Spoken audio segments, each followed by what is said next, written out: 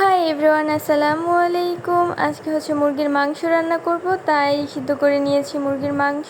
এখন মাংসগুলোকে ছেঁকে ভেজে নিব।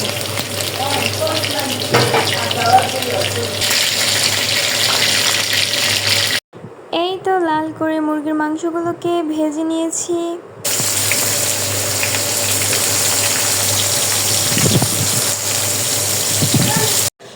এখন দিয়ে দিব লবণ, এলাচি, দারচিনি, তেজপাতা, অল্প একটু পানি দিয়ে নাড়াচাড়া করে পেঁয়াজ বাটা, আদা বাটা, রসুন বাটা, জিরা গুঁড়া, ধনে গুঁড়া, মরিচের গুঁড়া, হলুদের গুঁড়া ভালো করে নাড়াচাড়া করে ঢেকে দিতে হবে।